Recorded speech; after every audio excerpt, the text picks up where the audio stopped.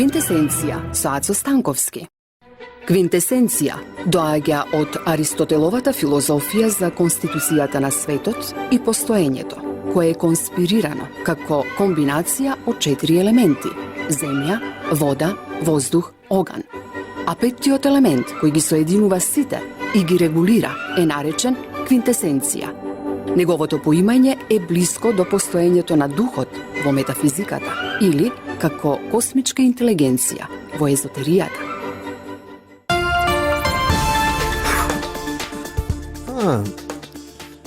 Добро вечер, драги слушатели на Радио Слободна Македонија која емитува во Боја. Еве повторно со вас во овие многу ладни вечери. Поточно ова е попладнено, веќе е вечер, зашто е сосема темно и многу студено.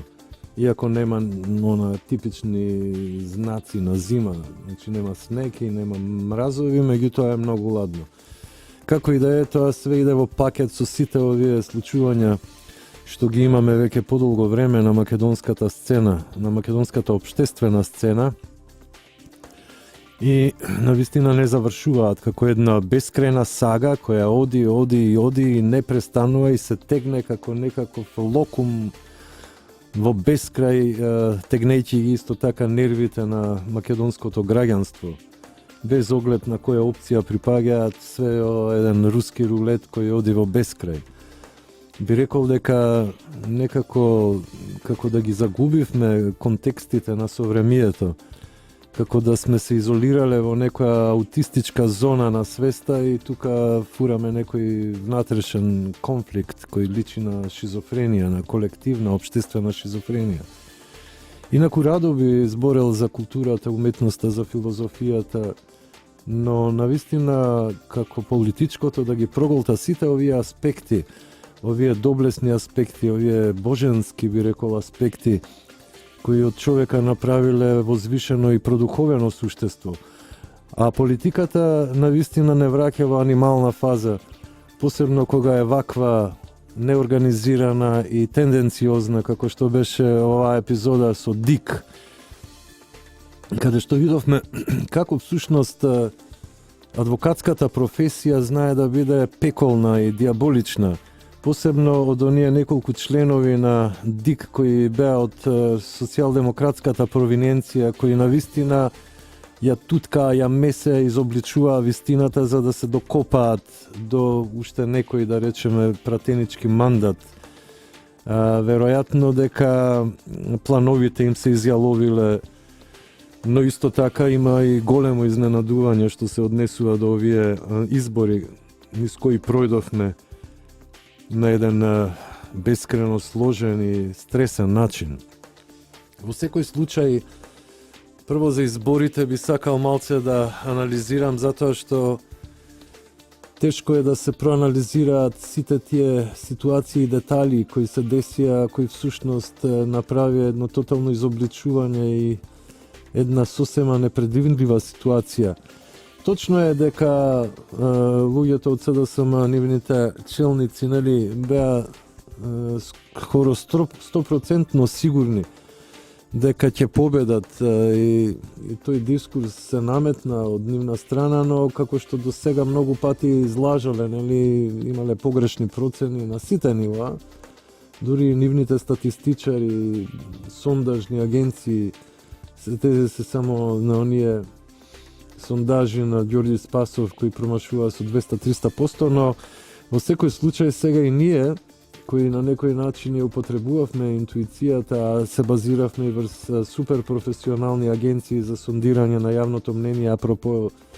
нели, гласањето во Македонија, апропо изборите, како што беа некои реномирани, да речеме, агенции за сондирање како Брима Галуп или, например, она на Павел Шатев или агенција Павел Шатев за анализа и сондирање на јавното мнение, или она наречена Димитар Чуповски, кој до сега навистина погодува. Нема никакво промашување, одеднаш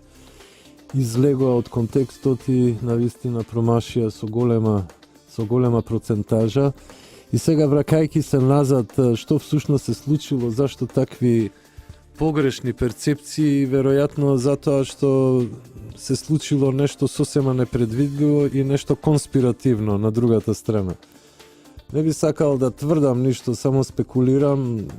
Тврдењето е тешка работа затоа што човек за да тврди нешто треба да има аргументација, материјална аргументација, но во случајот може исто така да се насети што се случувало користејќи го искуството, нели, империјата од една страна, од друга страна логиката, простата логика човечка која често пати не води кон вистински конклузии, кон реални конклузии. Што всушност се случило? Можам само да пренесам одредени роморења, мислам, целата чаршија тоа, нели, го збори, дека биле потрошени огромни суми пари и купувани гласачи во предизборието, а потоа имавме еден шок, навистина една неверојатна конспиративна операција, веројатно во режија на оној кој како некаков гувернер владееше со оваа земја, со оваа држава и со овој народ, да не го именувам, наскоро ќе си ги спакува куферите и ќе дојде еден сосема поинаков карактер, нели, со други идеолошки преференции и други задачи. Но во секој случај штетата е направена и таа е правена константно, значи последниве 2,5 години на сите можни нивоа. Така што тоа што претпоставувавме дека владетелот ќе освои повеќе од 63 пратеника е некоја хипотетска вистина, но упадот на сите овие аранжмани на теренот пред се купување на гласови, нели, како што се ромори низ кулуарите на оние кои се посветени на оваа работа, нели, кои се аналитичари и кои добро го познаваат теренот и менталитетот на самите гласачи,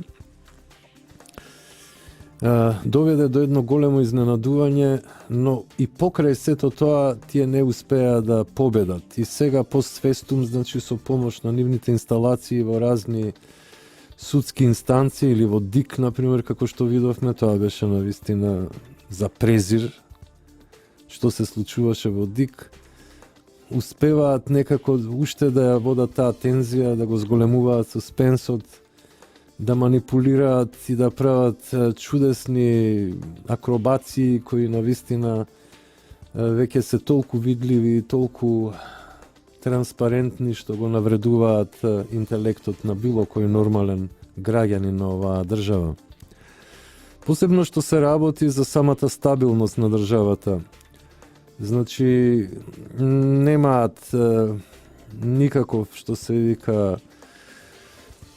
тип на контрола, до каде може да се оди и едноставно инсистираат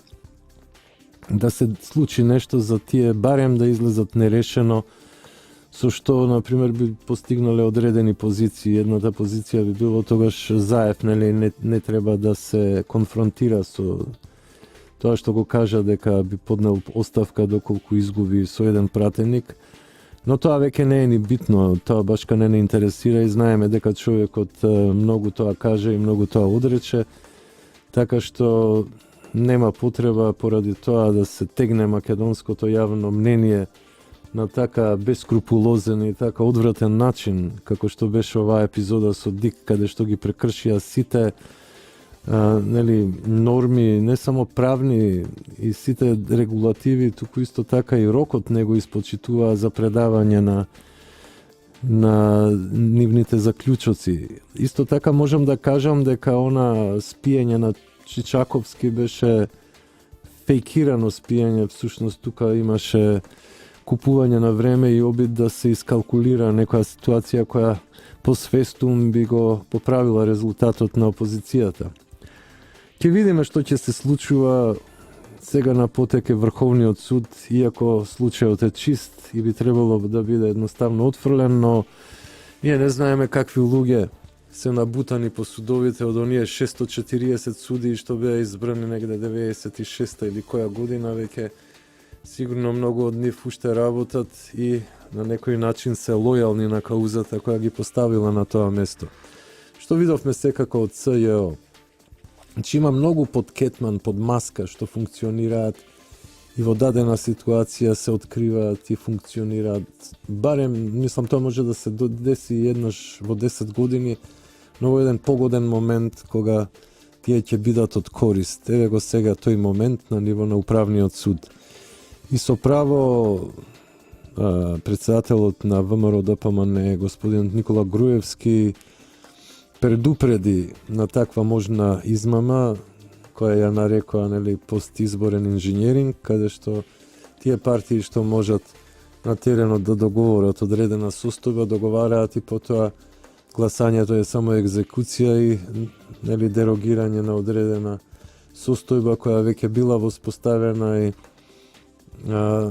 добивање на нова ситуација која многу ќе искомплицира целата состојба во Македонија.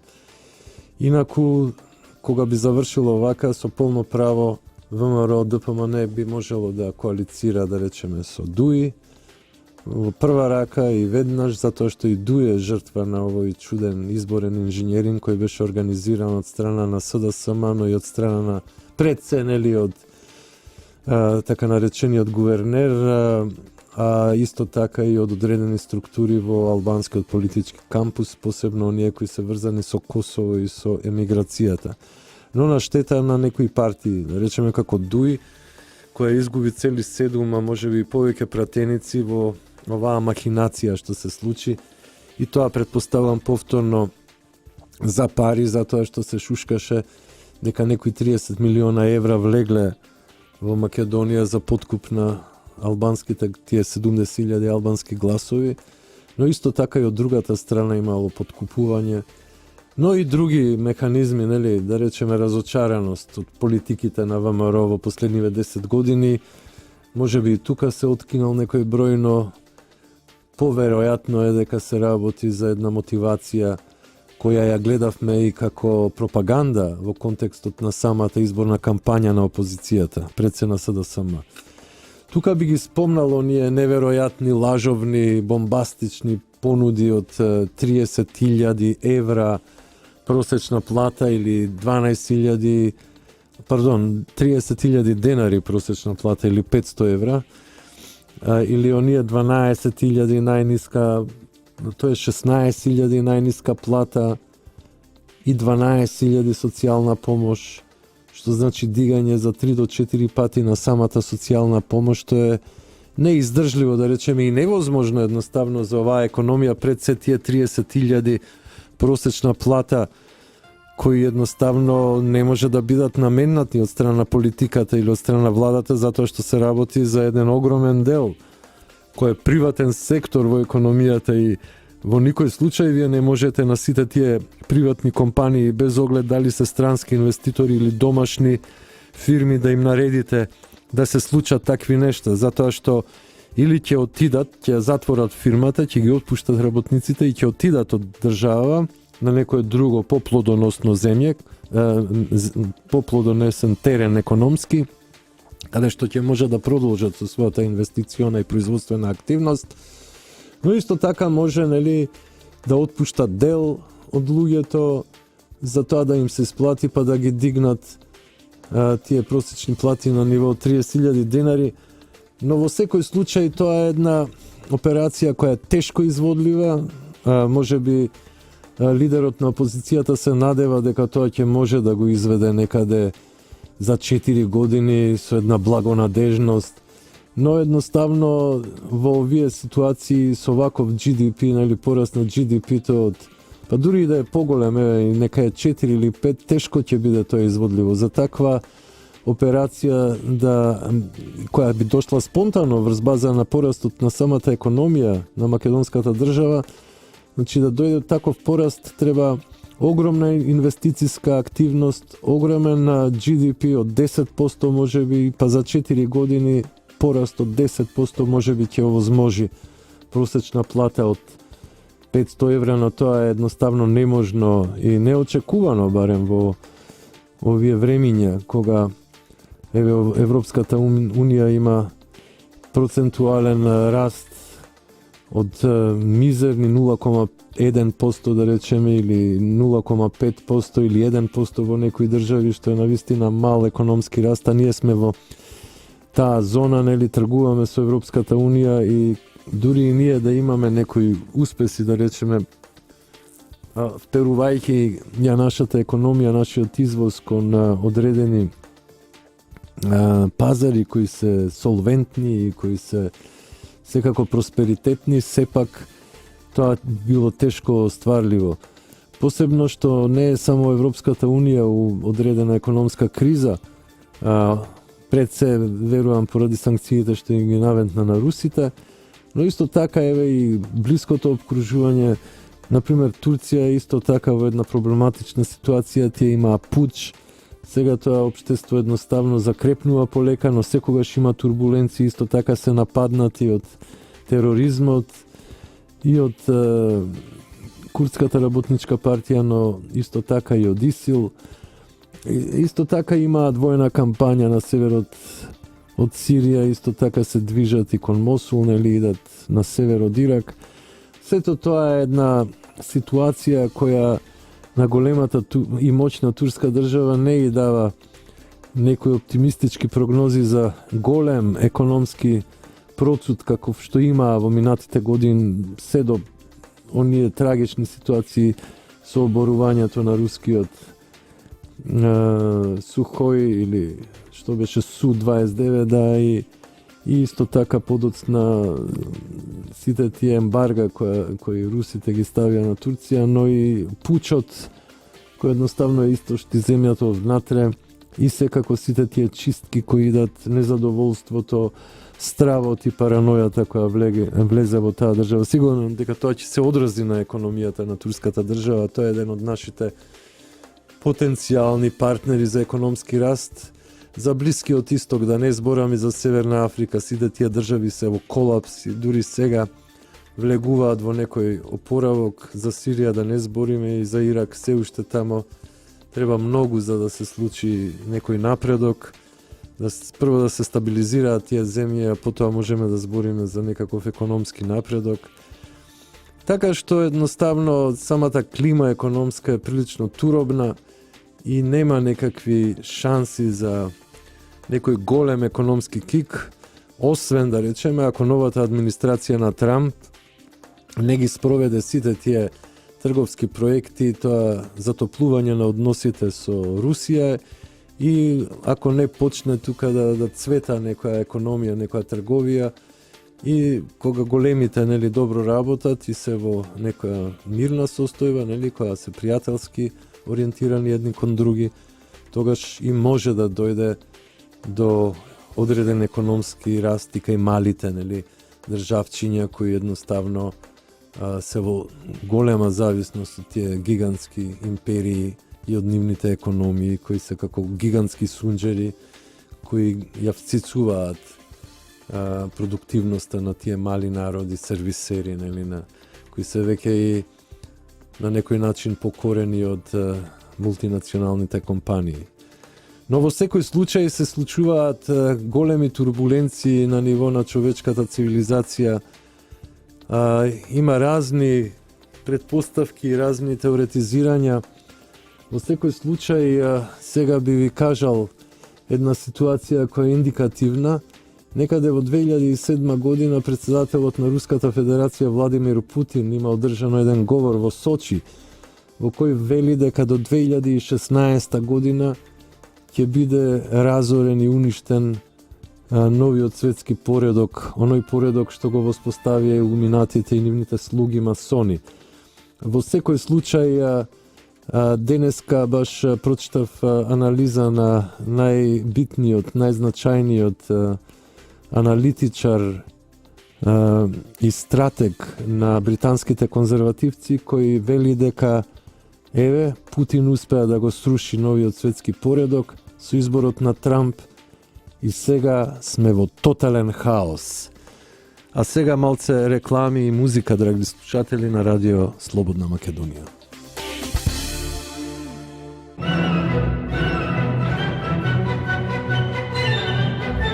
Квинтесенција со Ацо Станковски. Што би рекол големиот филозоф и идеолог на самата руска политика и општествени устројства кои ги спроведува владењето на Владимир Путин, познатиот филозоф, теоретичар и идеолог Александар Дугин,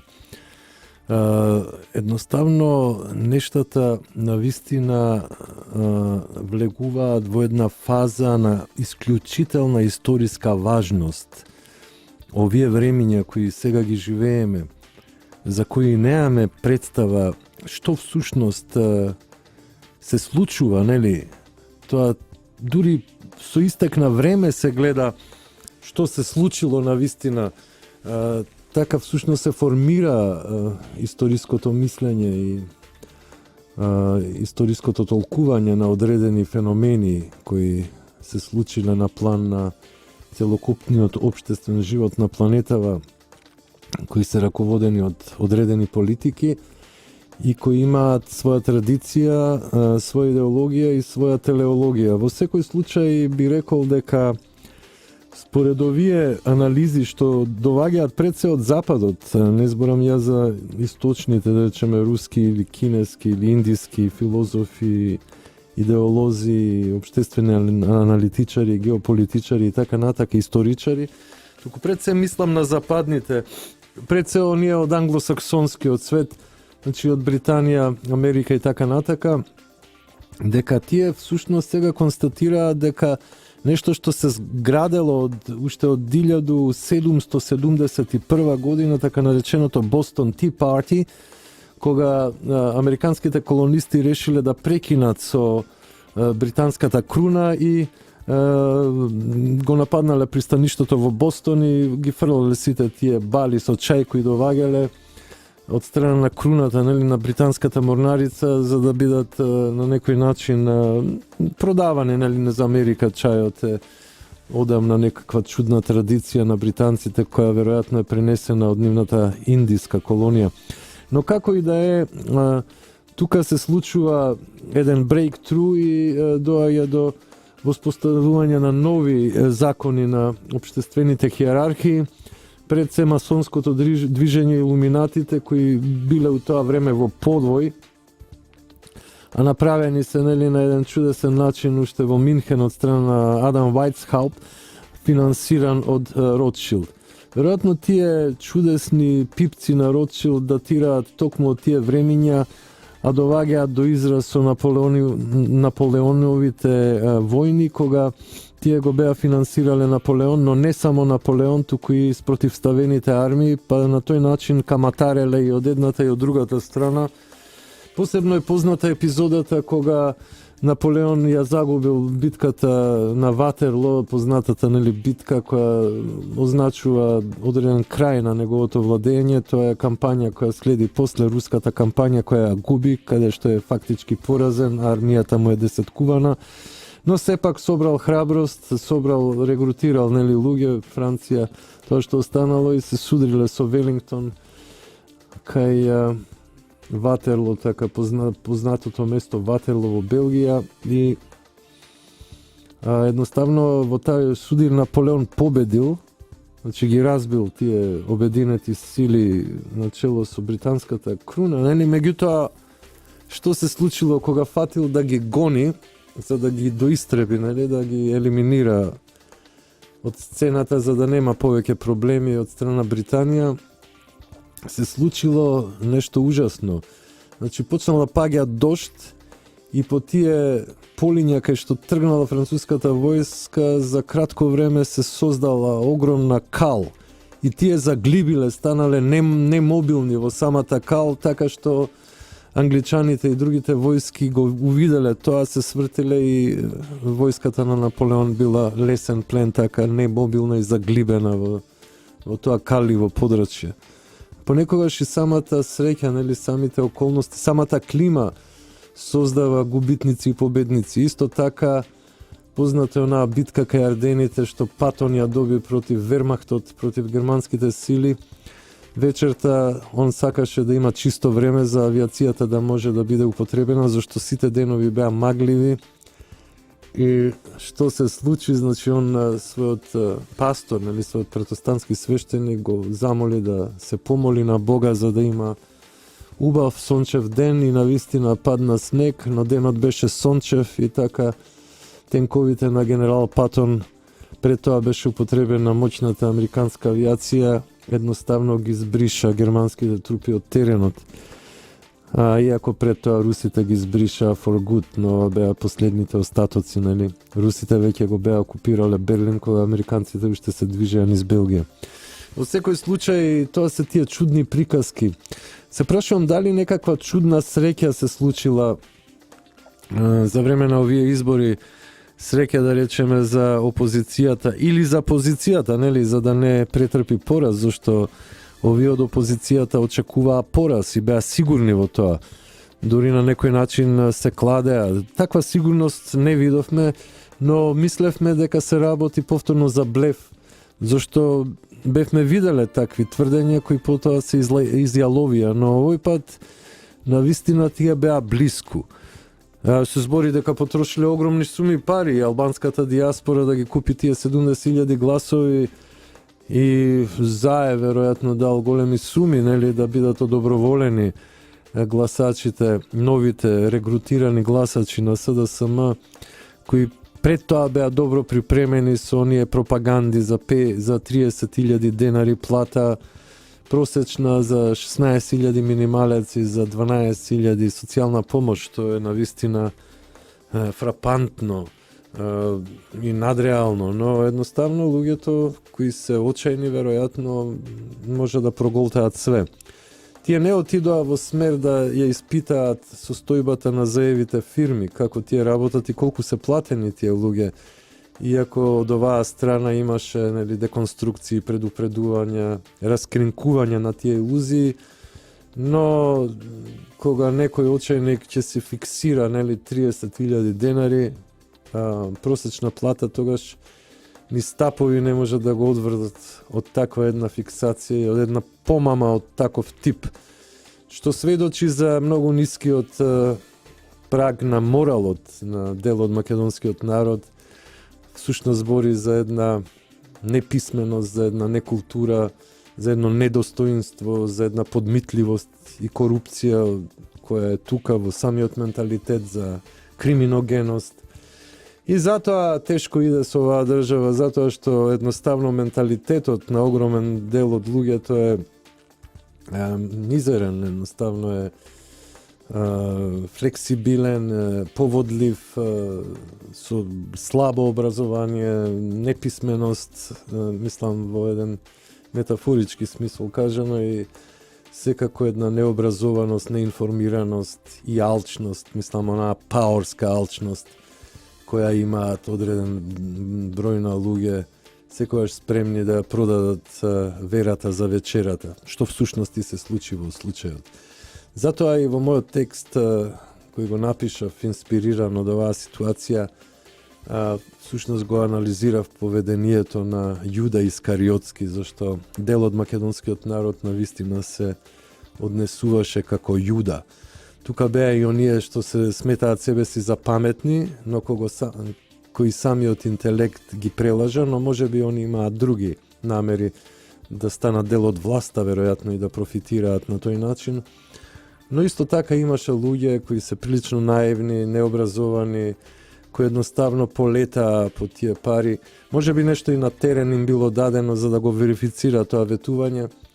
но тоа тешко се докажува затоа што тоа се супер тајни работи кои едноставно биле правени на крајно доверлив начин, а и за мир у куќа повторно, нели, позицијата не ги проблематизираше сите овие ситуации, а требаше, може би, затоа што на крај се доведе во ситуација да зависи од Врховниот суд, но исто така и да изрази ултиматум кој беше сосема праведен, дури и малце задоцнет, во однос на тоа што се случува со сите овие махинации, почнувајќи од ДИК, а и претходно верувам дека биле подготвени да направат седап на одредени гласачки места за да имаат бекап, нели, тоа планот Б да профункционира доколку не успеат во првиот налет да освојат повеќе гласови од позицијата. Како и да е, бевме сведоци на една голема мижитатара во која беа надиграни сите наши структури, пред се оние кои се во разузнавачката агенција кои треба ова да го осветат, но исто така мораме да земеме в предвид дека токму тие структури, тие институции беа нападнати со Пржинскиот договор кога беа имплементирани министри од опозицијата, чија задача беше да го обструираат не само општествениот систем, туку исто така и сите координации и сите обиди да се осуетат одредени криминални дејанија, посебно што се однесува до изборите. Како и да е, видовме всушност една голема циркузијада која продолжува и која уште не е завршена. Таа циркузијада не знам до кога ќе оди, посебно ако управниот суд нели го усвои оној предлог за прегласување на изборната единица 6 со она наводно фалсификување на подписот на госпожата Фатиме Сулемани, која беше пак каков куриозитет донесена од човек, од луѓе на СДСМ, што значи дека сето тоа е било на некој начин припремено. Зашто човек од беса не ја донесе неизе? Зашто токму се работи за таков симпатизер, за тој круг, туку доаѓа некој од СДСМ да ја донесе и тоа без покана на ДИК. Сега што да правиме со тој ДИК кога прекрши толку многу клаузули и принципи на неговото работење? Дали треба посфестум да се стегнат тужби на тие обструктори на правдата? Видовме дека ги има во најмала рака 2, а можда и 3. Може би тие луѓе треба да се соочат со судско гонење за тоа што го прават, и тоа е прилично тешка ситуација. Ја држат целата држава во неизвестност, а може да направат нешто што ќе доведе до додатни конфликти и ескалации. Еве, например, самиот председател на ВМРО ДПМН, господинот Никола Груевски, јасно кажа дека ВМРО нема да ги признае тие прегласувања. И сега, ако управниот суд, например, донесе решение тие да се на едно барем место да се прегласува, што ќе има секако влијание на конечните резултати, а може би уште 4 се приговора поднесени од СДСМ, тие што ДИК ги одби, сосема релевантно, сосема очебино, сосема правично, зашто тие бараа нешто што е неможно. Верувам дека ВМРО може да најде барем 100 или 200 такви ситуации каде што има слични вакви ситуации, тотално повторно да бидат променети тие состојби, но едноставно ВМРО се одлучи да го испоштува целиот процес, освен овој дел кој е веќе очебиен како неправичен, како аморален, повторно, како тенденциозен и како едно големо прекршување на законот всушност. Но како и да е, доколку дојде до една таква ситуација и со помош на постизборниот инженеринг, СДСМ добие еден пратеник од земајки му го на ВМРО и станат пата, тогаш, а ВМРО не ги признае, значи тоа прегласување или повеќе прегласување, ќе видиме како ќе реши управниот суд, тогаш веќе влегуваме во можност од граѓанска војна. Зашто ќе дојде до тотална ескалација на состојбите и ќе дојде до судир помеѓу двете страни, ќе дојде до нефункционална влада, ќе дојде значи до ситуација кога една најголема партија, фактички победник на изборите, нема да ги признае сосема правично, нели, сосема етички изборите, и едноставно владата која би била сочината не би можела да биде функционална и не би функционирала. Нормално тука ќе има и излив на бес од народот кој на вистина веќе проголта премногу и веќе нема да може да се воздржи. Од друга страна, што ќе прави другата групација? Дали тие ќе можат да направат некаква функционална влада? Мислам дека и меѓународниот фактор овој пат нема да им иде на рака, затоа што веќе сферата на влијание е поделена помеѓу Доналд Трамп и Владимир Путин, и ние влегуваме во таа така наречена православна руска зона на влијание, и не само ние, туку скоро цел Западен Балкан, може би освен Албанија. Но све ова другото, освен Хрватска и Словенија, веројатно со се Грција, Романија и Бугарија ќе влезе во зоната на влијание на Русија. Значи Русија полека Путин нели го сруши новиот светски поредок и сега он како победник фактички и има председател во Америка кој е френдли, кој е пријател и веќе може да дојде до разни договори, до прекројување на сферата на влијанија во име на еден мир и во име на благосостојба на човештво и во име на една природност. И да не го заборавиме Семјуел Хантингтон кој ова го најавуваше уште пред многу години, нели, како антитеза на Фукујамината приказка за крајот на историјата и за завршувањето, нели, на историјата и последниот човек како доаѓање на едно златно доба, да речеме, кај што неолиберализмот ќе ги спроведува своите политики на општ човечки бенефит, што беше тотална илузија. Ние видовме каков човечки бенефит имавме во последните 20 години. Едноставно ние видовме една тортура од страна на Америка, од страна на Западот, која беше единствена преостаната суперсила и која создаде униполарност и која едноставно сите политички проблеми ги решаваше со бомбардирање и со војни. Или обараше влади со помош на инсталирање на граѓански војни и преврати, што беше крајно неетичко и затоа таа империја во таа констелација пропадна и не издржа.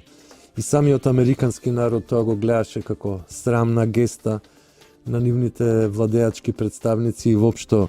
како што ви реков, целата оваа елита која трае веќе 200 години веќе е ставена на удар. Еве денеска ќе бидат електоратите, коледжот електоратски ќе има заседание и ќе се потврди победата на Трамп или ќе се оспори. И тука имало страотни дубиози и обвинувања и закани. На 30 електори им се заканувале со убиство. Потоа на други стотици им се заканувале исто така на ваков или онаков начин. Тие се сите ставени во некоја состојба на параноја, но денеска ќе треба да се пресече и ќе видиме што ќе се случи. Ако не го изгласаат, што ќе биде прв пат во историјата на USA и такво нешто да се случи, тогаш веќе и тие, и таа голема нација, нели, таа суперсила, единствена суперсила до пред некоја година, ќе биде ставена во крајно сложена политичка ситуација, дури некои размислуваат дека може да се случи и граѓанска војна. Секоја граѓанска војна за секое општество е ужасна работа. Таа едноставно го уништува општеството.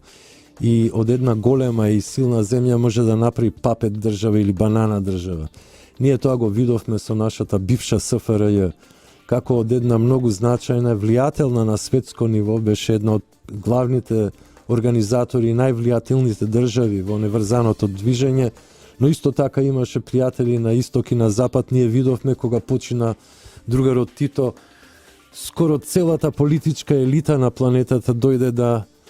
да му се поклони и да го испрати, што значи дека уживаше страотен почит. После тоа не е видено такво испраќање на лидер политички, иако отидоа големи лидери, моćни лидери, но ова беше веројатно најголемиот собир на светската владеечка елита кога маршалот Јосип Броз Тито се пресели во вечните ловишта после еден долг, но многу возбудлив и динамичен, би рекол, живот, што сведочеше за самата држава, нели? После граѓанската војна што се случи и цела таа сесесија, ние денеска имаме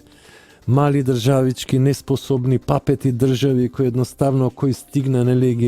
ги манипулира, посебно зборам за НАТО, ЕУ и така натака, и тоа е навистина срамно. Затоа сите ние што на некој начин го имаме искуството со СФРЈ, ја не го фалам тој систем, тоа беше еден, да речеме, демократски монопартизам или една мека диктатура во последните, да речеме, декади, иако била жестока диктатура во првите декади од 45-та, да речеме, до негде 70-тите, потоа почна да се либерализира и стана по-мека таа диктатура, но во секој случај би рекол дека ние имавме прилика да живееме во моćна и влијателна држава,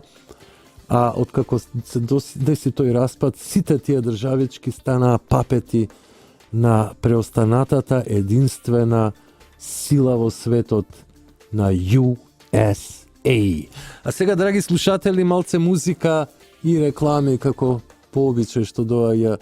од нашето радио што емитува во Боја.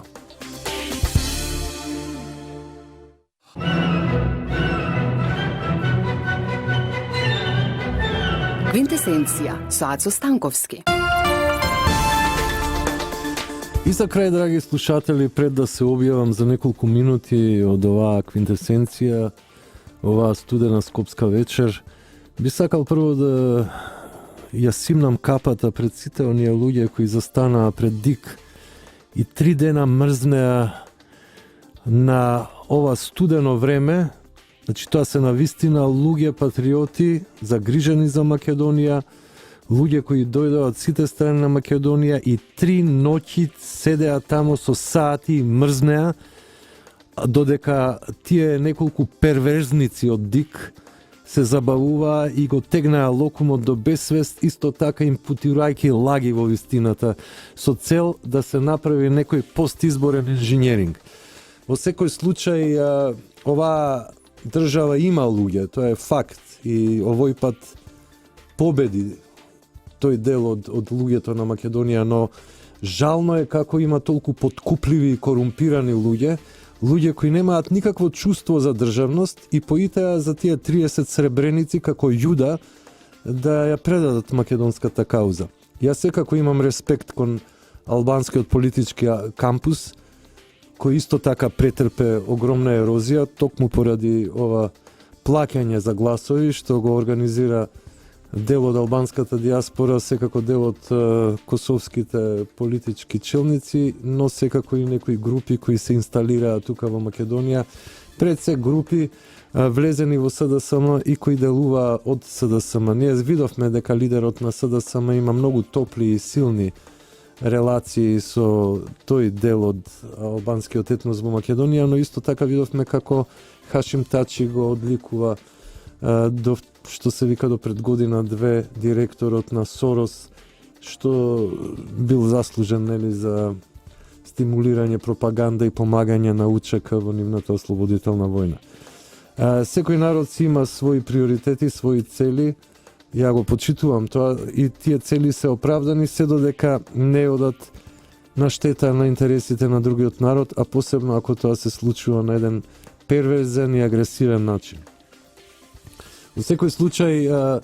неколкуте албански партии кои посебно ДУИ и ДПА имаат голема причина да бидат лути на господинот Заев, затоа што он оттргнал огромен број гласачи од нивните конта и ги раслаби. Ја не знам дали господинот Заев воопшто може да се бори за двојазичност и федерализација, посебно што ВМРО цврсто ќе застане со своите 51 пратеник, али може би 50 ќе бидат во секој случај, така што не ќе може да, значи цврсто ќе застане против таа поделба, со што не ќе може да се постигне двотретинско мнозинство за промена на тој устав. Но тогаш самиот лидер на опозицијата, ако дојде, нели, во позиција да состави влада, тогаш некако ИТРО со предумислет ќе ја свали повторно вината на ВМРО, демек поради нив не може да успее оваа операција која веќе, нели, видовме резултати од неа, но не онака како што посакуваа опозиционерите. Останаа кратки за 2 гласа и за 20.000 гласачки ливчиња. Во секој случај само би додал дека ваквата ситуација не може долго да се одржи и ќе треба веројатно набрзо пак да има парламентарни избори, можеби заедно со локалните негде во мај или април, не знам кога ќе ги договорат, во едни сосема други услови, со нов американски амбасадор и со нова геополитичка констелација во светот. Драги слушатели, јас ве поздравувам сега, ова беше квинтесенција со Ацо Станковски. Денеска е 19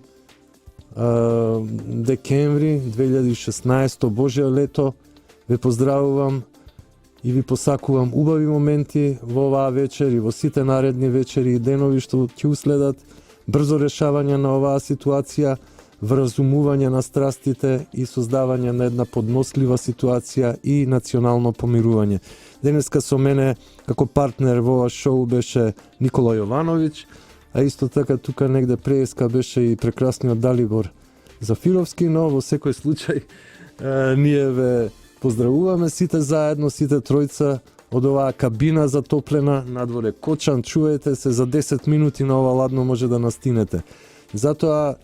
при секој излегување бидете внимателни и пазете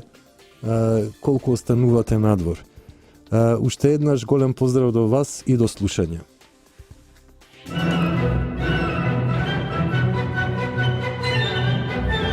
Квинтесенција со Ацо Станковски.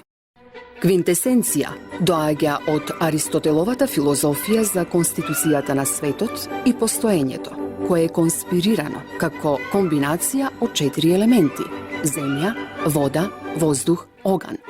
А петтиот елемент, кој ги соединува сите и ги регулира, е наречен квинтесенција. Неговото поимање е блиско до постоењето на духот во метафизиката или како космичка интелигенција во езотеријата.